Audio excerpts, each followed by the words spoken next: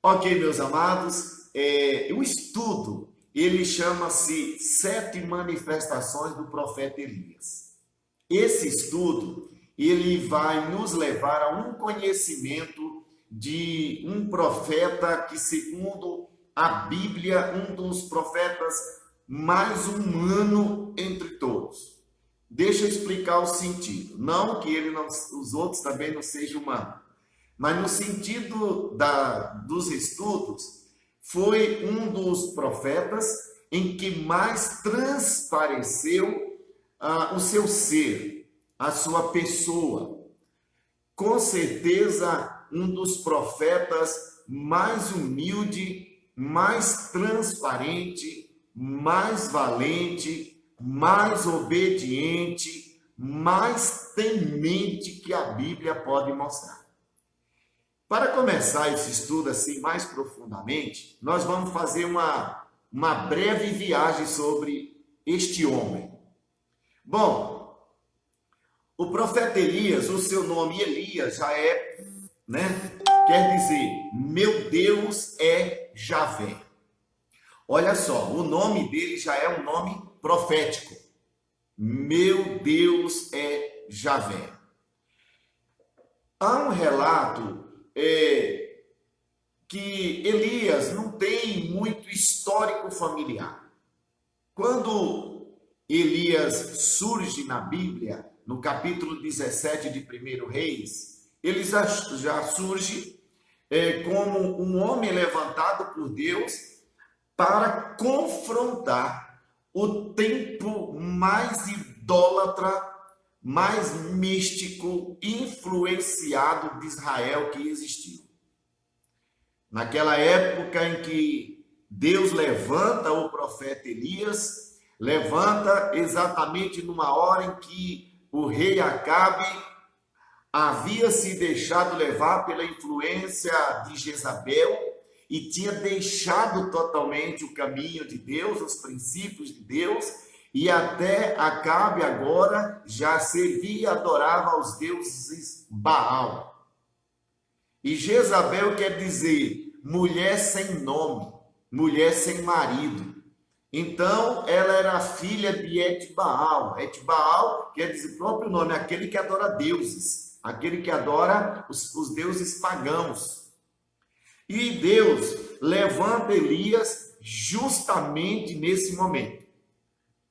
O profeta Elias, ele existiu entre uns 9 séculos antes, né? Aproximadamente aí, uns 900 anos, 800 a 900 anos antes de Cristo.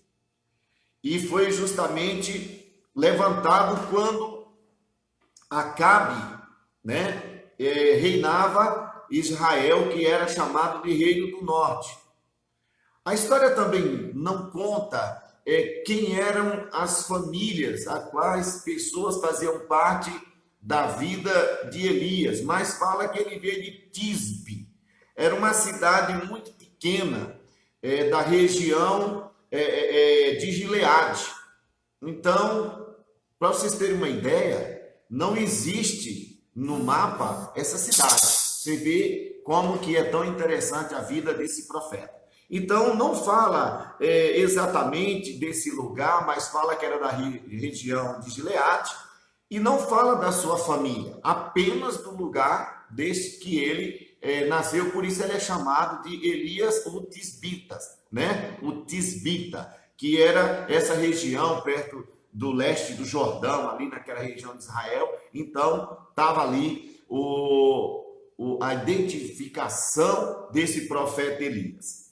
O profeta Elias, ele entra num ambiente, Deus levanta ele e prepara ele para um ambiente o mais perigoso espiritualmente na época, porque ele ia confrontar os piores deuses, né? E para vocês terem uma ideia, ele é levantado justamente na época de Acabe, e os primeiros confrontos dele é contra os deuses Baal no Monte Carmelo.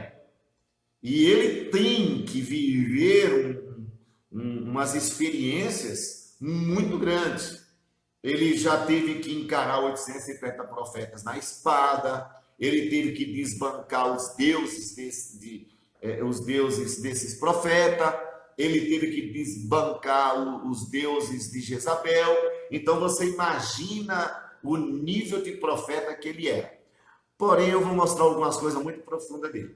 Veja bem, quando uma das causas, uma das coisas que chama a atenção, né, desse estudo, é que quando ele surge em Israel e vai falar com Acabe, ele já chega em um posicionamento de um homem de um poder de oração tão grande que ele já chega parando o céu.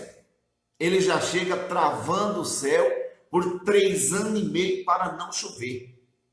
Olha o nível que era esse homem. Ele já chega, e quando ele chega para Acabe, ele já vai confrontando toda essa situação. Ele luta no Monte Carmelo e enfrenta esses profetas de Baal e mata 850. Depois ele vai viver uma experiência de fugir para Horebe, e nós vamos ver lá depois que foi algo assim muito forte. Depois ele vai se envolver com o problema de Nabote, né? Que é aquela questão da vinha de Nabote, e aí termina Jeú matando Jezabel. Mas Acabe e Jezabel têm uma morte muito desonrosa. Por quê? Porque eles se rebelaram contra Deus, porque eles tornaram-se idólatras, né? Na verdade, o peso cabe da idolatria para Acabe, que além dele se tornar um idólatra, ele leva, né, Israel, né, parte de Israel, a viver essa idolatria. Depois, Elias vai enfrentar, né, o confronto de Acasias, que é filho de Acabe, que se torna rei, e é aquele que vai perseguir Elias, que manda matar Elias. Nós vamos ver daqui a pouco, nós vamos ler os textos bíblicos, e nós vamos ver que é aquele que manda matar Elias e manda 3 tropas, mais 2 tropas de 50 homens são fulminados pelo fogo, né, que desce do céu, que é quando ele diz: se eu realmente sou um homem de Deus, se eu sou um profeta de Deus, então que venha fogo do céu e consuma vocês. E aí na terceira tropa, o anjo, né, fala com ele, ele vai com aquele capitão e daquela tropa, e ele termina falando pessoalmente com Acasias. Nós vamos ver tudo isso. E é o homem que eu estava pensando, era o homem que trabalhava muito com o fogo de Deus, né? É aquele que desafia os profetas de Baal, mandando vir fogo do céu e consumir o holocausto, que todo mundo conhece, né? Quando ele oferece o holocausto no novilho cortado ao meio, e ele manda encharcar de água e manda descer fogo do céu para que Deus receba ali o sacrifício. Mas também lá, né, em Nabote, ali com Horebe ali, com Acasias, ele vai mandar descer fogo do céu para consumir um povo do qual ele não queria ouvir, ele não queria caminhar com ele. Porém, foi o homem que experimentou o arrebatamento, né? Foi o homem que foi transladado aos céus, o homem levado vivo para a presença de Deus, e que depois nós vamos ver aqui na Bíblia que os apóstolos Pedro, Tiago e João termina o vendo, conversando com Jesus, né, e Moisés, e Pedro fica assim, enlouquecido por aquilo, e ele quer até fazer uma cabana para Jesus, para Moisés, para Elias. Ele queria ficar naquele céu, naquele lugar de plenitude, né, da presença de Jesus ali, falando com Elias e Moisés. Então, Elias, ele tem muito para nos ensinar, tem muita coisa para a gente aprender com ele, né? Ele é aquele que realmente a Bíblia fala dele de formas extraordinárias. Eu vou ler um texto com vocês aqui que já começa assim, a impactar a gente. Para vocês terem uma ideia, só um relato bíblico desse Elias, como que a Bíblia se refere. Em Malaquias, no capítulo 4, versículo 5, fala que ele viria, né? Até que toda a terra seja propagado o evangelho, Elias viria. Em Mateus 11, 14, né, Jesus vai se referir a Elias. Olha só que coisa extraordinária. No capítulo de Mateus, capítulo 17, a partir do versículo 3, aliás, é onde nós vamos ver a transfiguração, e na transfiguração é onde eu acabei de relatar que Pedro, né, fica ensandecido, ele fica deslumbrado, que ele queria ficar naquele lugar porque ele viu Elias, Moisés e Jesus batendo um papo ali sobre os céus, indubitavelmente. Mas também o apóstolo Paulo, ele vai falar, né, em Romanos capítulo 11, no versículo 14, ele também vai falar desse profeta testificando, né, de Elias, sobre o seu poder, sobre a sua ação. Depois vem então o primeiro texto bíblico que eu quero que Deus realmente ministre sobre esse profeta Elias, sobre nossas vidas, sobre essas 7 manifestações, é em Tiago. Olha, no Tiago, no capítulo 5, versículo 17, então, tudo isso que eu estou falando desse profeta, o Tiago, no capítulo 5, 17, na parte A, ele vai dar um parecer desse profeta muito humano, muito nosso, né? É muito para os dias de hoje, e nós vamos aprender muito que esse homem o que a oração desse homem fazia, né? E quais alguns segredos disto, e eu já falei alguns segredos no início, mas nós vamos recobrar para a nossa mente ficar bem entendida. Pois bem, olha só, em Tiago, no capítulo 5, versículo 17, diz assim: o profeta Elias era um ser humano como nós. Isso aqui é na tradução da linguagem de hoje, tá? Diz assim, ó, o profeta Elias era um ser humano como nós. Ele orou com fervor para que não chovesse. E durante 3 anos e meio não choveu sobre a terra. E na outra tradução, que eu quero ler também, diz assim, ó, Tiago 5,17, só reforçando. Ele diz assim, ó, Elias era um homem semelhante a nós. Um de ser humano como nós, outro semelhante a nós, que é o mesmo significado, porém vai falar, né, que era sujeito aos mesmos sentimentos que nós e orou com instância para que não chovesse sobre a terra, e por 3 anos e 6 meses não choveu, né? Olha que interessante. Era ser humano como nós e tinha os mesmos sentimentos como nós, mas aí vem o segredo desse profeta. Ele ora e até os céus, né, a natureza obedece. Ele trava tudo através de uma oração. Então nós vamos aprender sobre esses 7 manifestações do profeta Elias. Qual a primeira manifestação que nós vamos aprender? É a manifestação profética. Observe que no início eu disse que Elias, ele surge para um propósito. Então, quando ele aparece no cenário de Israel, Deus quer que Elias faça algo mostrando a glória dele. Deus quer ensinar a Elias também como ele ter uma estrutura, como ele ter fortalezas para enfrentar circunstâncias. Ele surge nesse cenário encarando principados e potestades as mais terríveis de sua época. Olha que situação. Ele aparece nesse cenário e o seu histórico é presente. Ele não traz um histórico do passado, pelo menos a Bíblia não fala, e os comentaristas não acham um histórico familiar dele. Mas Deus, ele é desse jeito. Deus, ele tira o homem, o simples, o humilde, de lugares até desconhecidos, para colocá-lo no lugar de honra. Aqui já começa a grande lição profética, que muitas vezes nós não entendemos esse chamado de Deus.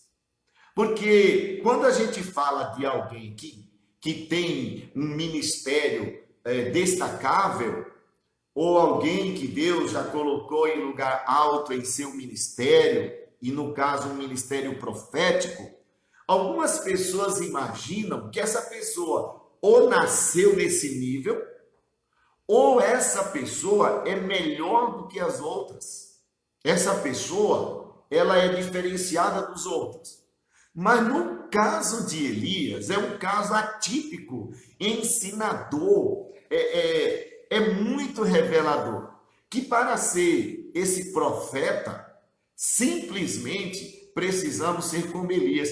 Quais alguns segredos de Elias? Vamos lá? Primeiro, obediente. Quando Deus o convoca, imediatamente ele atende. Segunda coisa, ele tinha o poder de Deus na vida dele, mas ele não se colocava acima de ninguém. Ele era simples. Elias era tão simples que ele tinha os sentimentos como os nossos nos dias de hoje. Terceiro, ele era totalmente temente a Deus, a ponto de tudo que ele fazia em nome de Deus. Quarta coisa, ele sabia do seu lugar. Ele reconhecia o seu papel. Então, nós olhamos para esse homem e nós vamos ver que o ministério de Elias ainda fala nos dias de hoje. O ministério profético de Elias é muito intenso para os dias de hoje. Por quê? Porque através de Elias nós aprendemos que, mesmo na nossa singeleza, na nossa simplicidade, Deus pode mudar as nossas vidas, porque outra qualidade de Elias era ousadia. Ele não era um homem melhor do que os outros, mas aí esse perfil de Elias, ele era extraordinário, ele era ousado, ele cria piamente em Deus. Ele sabia que através da sua oração era possível mover os céus e a terra. E aí a gente vai observar, né, em 1 Reis, no capítulo 17, quando ele se apresenta para Acabe, e ele vai falar da situação ali, e ele vai confrontar, né, Elias. Ele já chega mostrando o que ele foi fazer, o que ele estava preparado para fazer, né? Porque o profeta, muitas vezes, aliás, é no capítulo 18, tá? Eu confundi aqui o capítulo, é no capítulo 18 que ele se apresenta diante de Acabe. Capítulo 18, tá? De 1 Reis. Então, quando ele se apresenta para Acabe, ele já vem determinado a mostrar a glória de Deus. E aí nós podemos ver a ousadia. Por quê? O profeta, em muitos momentos, ele abre mão de si para viver o que Deus quer.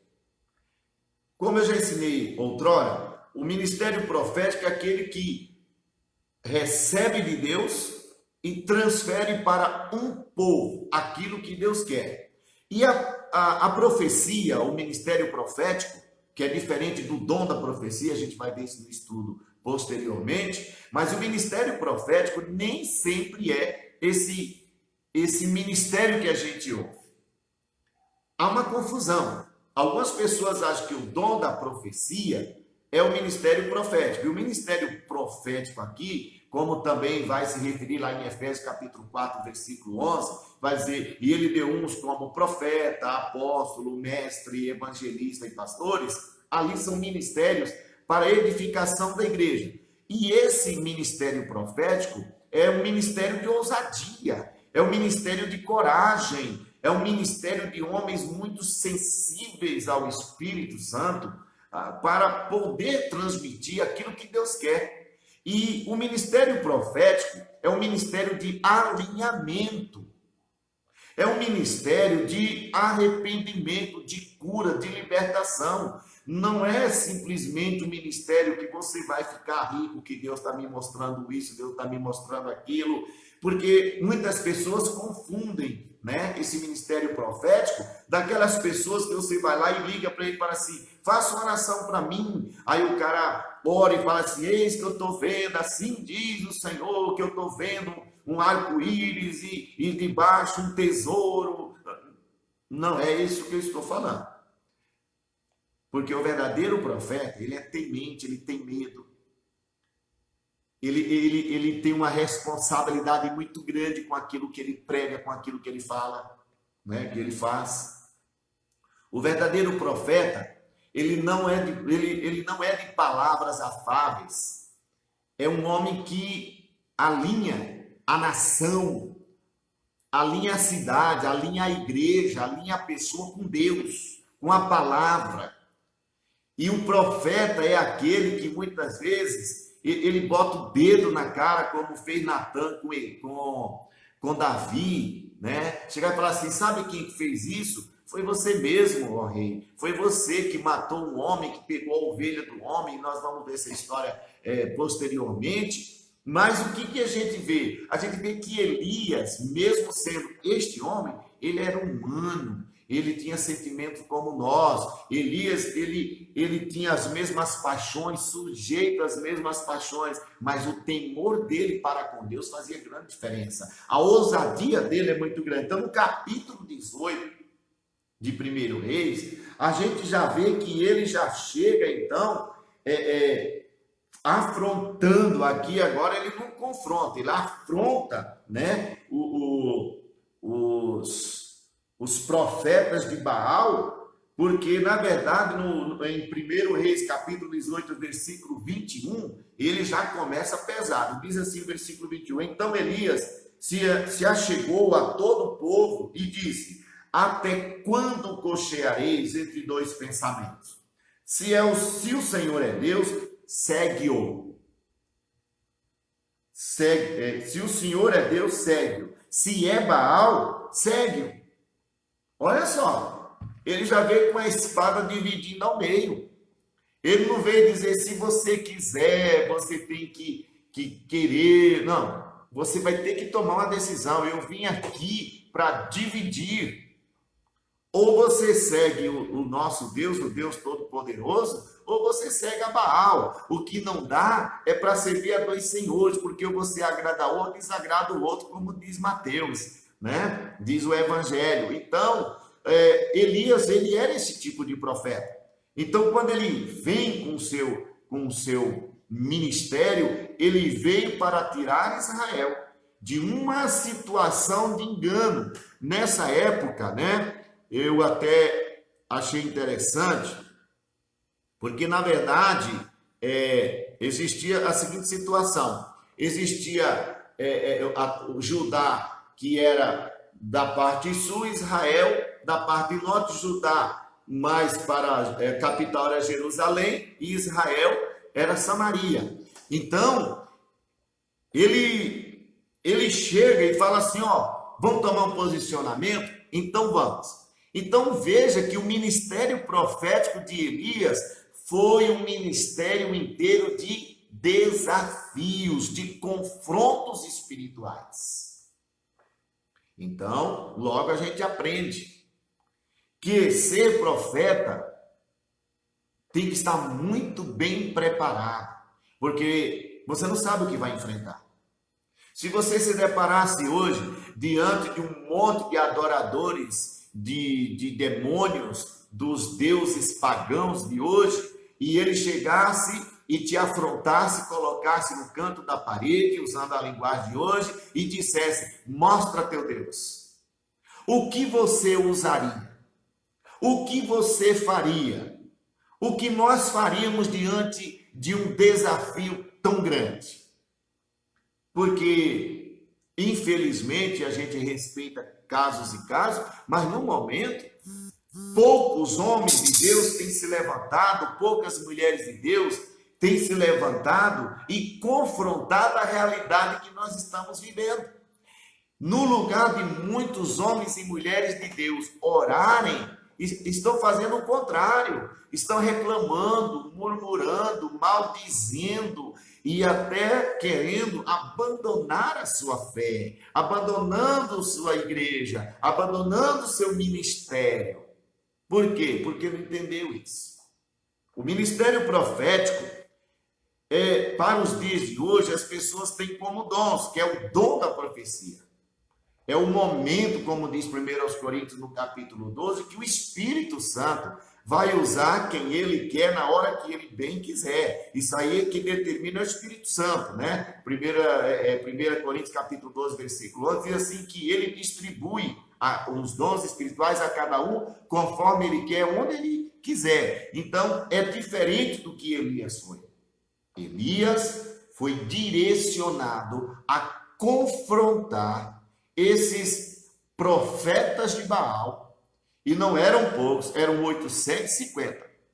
E ele, depois que mostrou quem era Deus para esses profetas, e esses profetas não conseguiram revelar o Deus dele, mas Elias, ele, na sua ousadia, ele vai pegar, como nós conhecemos a história, ele vai pegar, mandar dividir um novilho ao meio, vai mandar jogar água e pede para que Deus mande fogo. E aqui na minha tradução diz assim, ó, então invoca, primeiro ele manda invocar o Deus deles, né?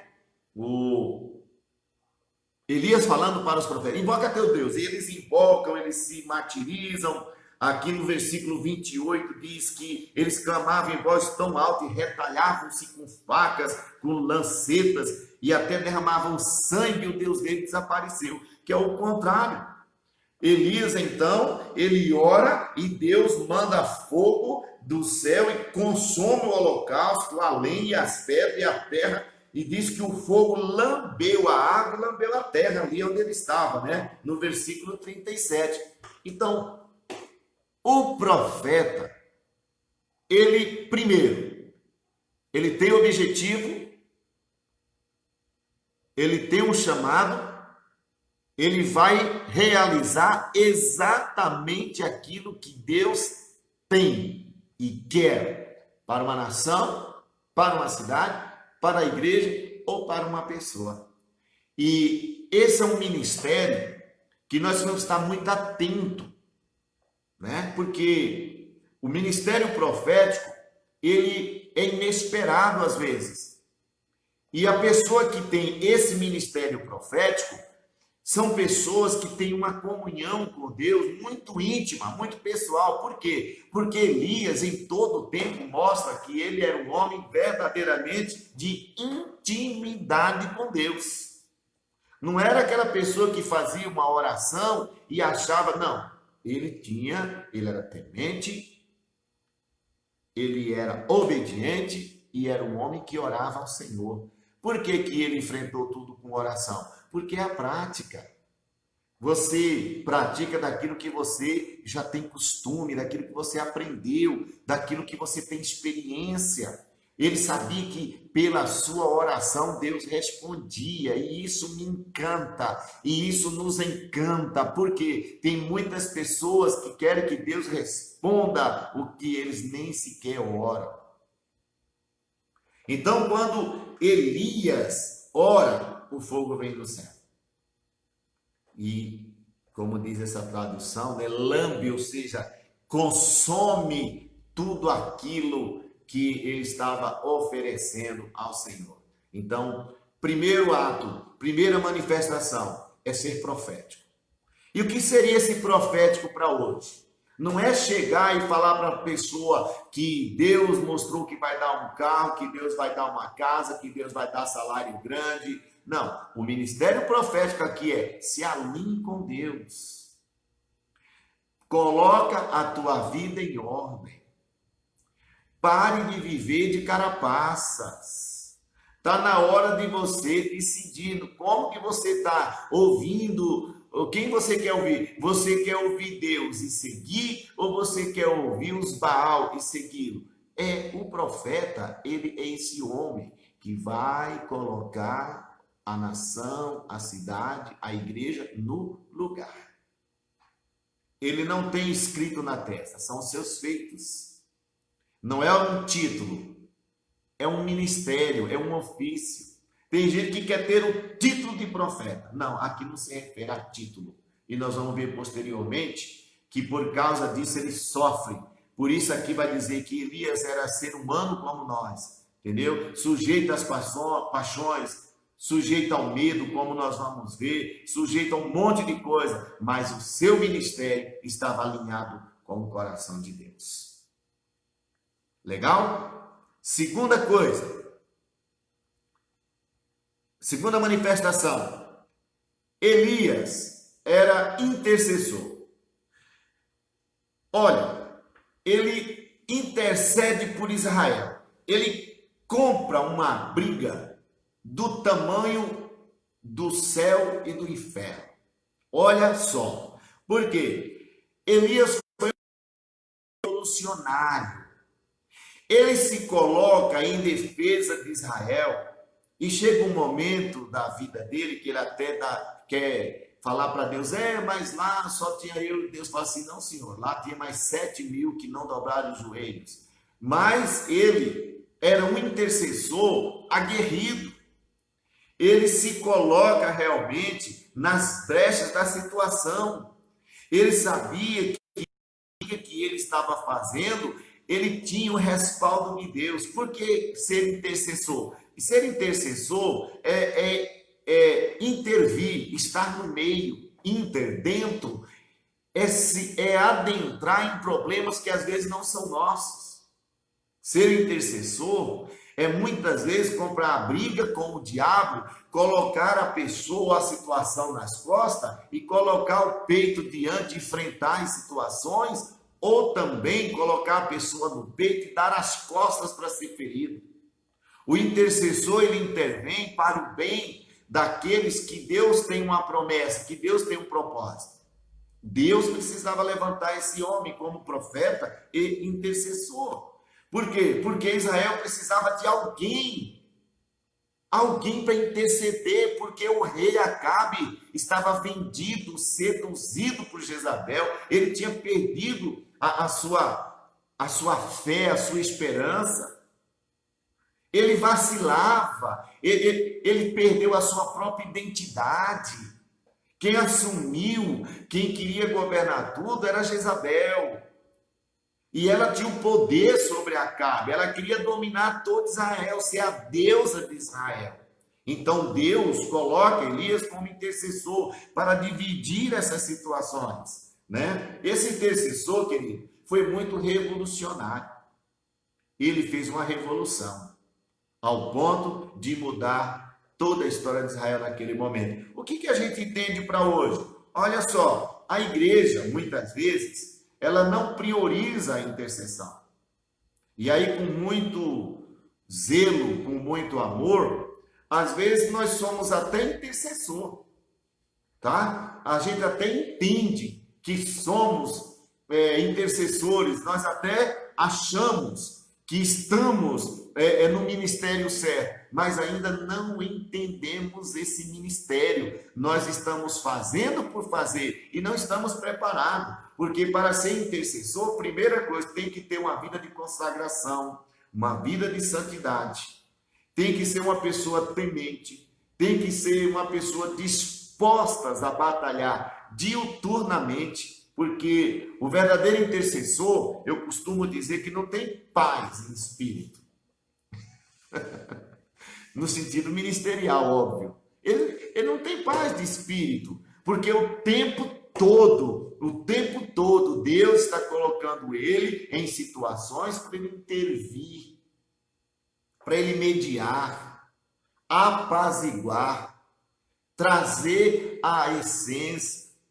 O intercessor, ele tem esse papel, ele exerce essa função de pegar e guardar uma verdade, né? E aí, trazendo para o dia de hoje, é aquele que se coloca na igreja e ele não se importa quem prega, quem canta, quem toca, porque o papel dele na igreja é ser intercessor em favor daqueles que serão salvos interceder para que Deus possa agir no culto, na igreja, que ele possa guardar a igreja, e ele foi chamado para isso.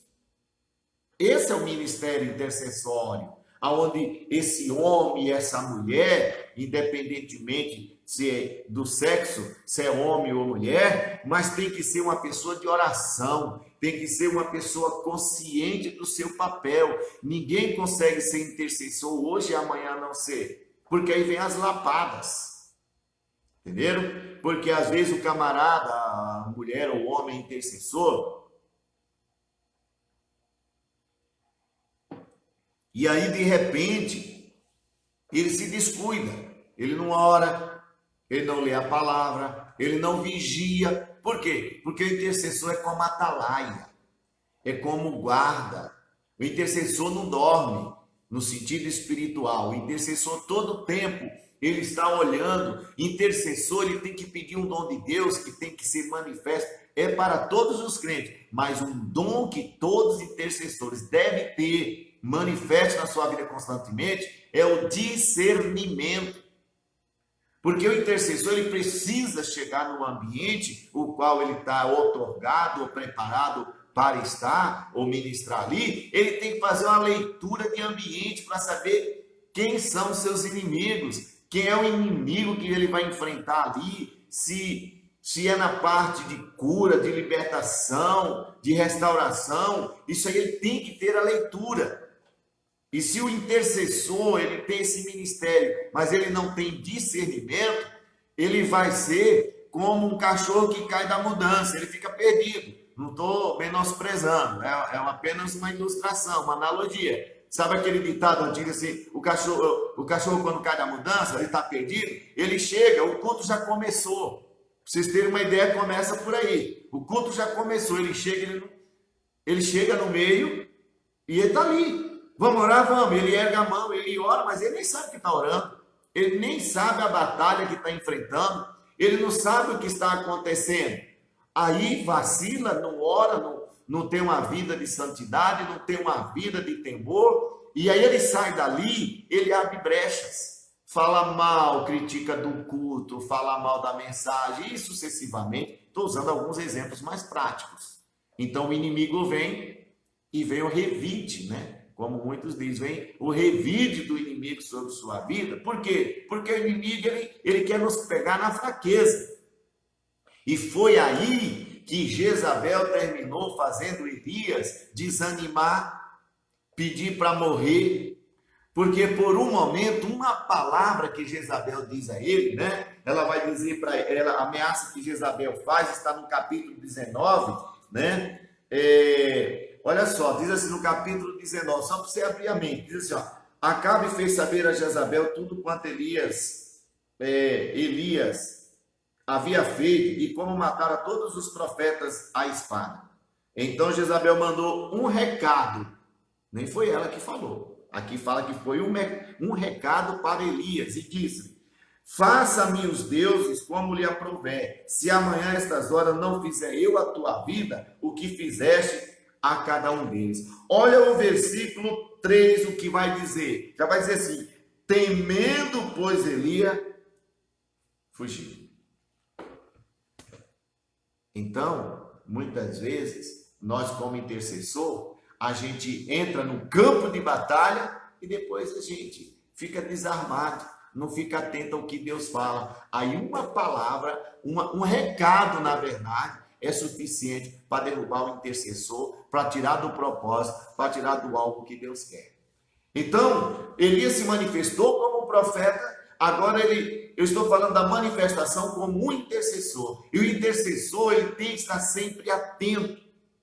E quando nós trazemos para o presente, o intercessor é aquele que precisa mostrar o poder de Deus para a igreja através da sua oração. Eu sempre aprendi, desde que me converti, que o intercessor, ele não começa a interceder no culto. O intercessor começa a interceder logo que acorda pelo culto.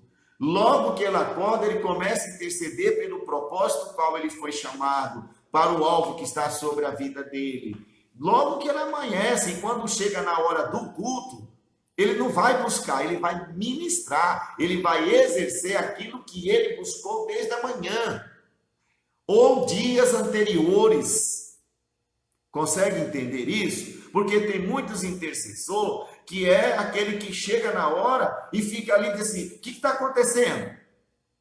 Aí é necessário, né, fazer como Eliseu fez, né? Foi Eliseu, né? Eliseu, ele vai dizer assim: Senhor, abre os olhos desse meu servo aí, ó, que para ele poder enxergar, que ele não consegue enxergar nada. E ele está vendo só inimigos, ele está vendo, mas tem um exército maior do Senhor, né? Então, muitas vezes o intercessor chega na igreja, ele não sabe o que está fazendo. E aí ele vai desanimar. Primeiro confronto que tiver com o intercessor, ele vai sair, ele vai fugir, vai abandonar o ministério, ele vai cair, vai fazer como Elias, vai até pedir a morte, e ele vai colocar a culpa em alguém. Como Elias ficou morrendo de medo do recado de Jezabel, quando na verdade foi o intercessor que titubeou, que se esqueceu que ser intercessor tem que viver atuante, ligado, acordado, vigilante, dia e noite. Isso é muito sério. Isso é muito sério. E a gente observa isso na vida de Elias, que aqui foi só uma ameaça, né? Uma ameaça por recados. E hoje o nosso confronto é muito direto também. Às vezes vem por mentiras, por fuxico, por um monte de outras coisas, e o intercessor abre mão do seu propósito. Fique sabendo que naqueles dias Deus ainda colocou corvo, mandou anjo. Hoje Deus pode até fazer isso, mas tem muitos intercessores que precisam se levantar. Precisam se levantar, porque ser intercessor é ter uma vida aguçada, um espírito aguçado. Grava isso no teu coração. Ser o intercessor é ter espírito aguçado, é estar sempre atento, alerta, entendeu? É sempre ali, ó, prudente, vigilante.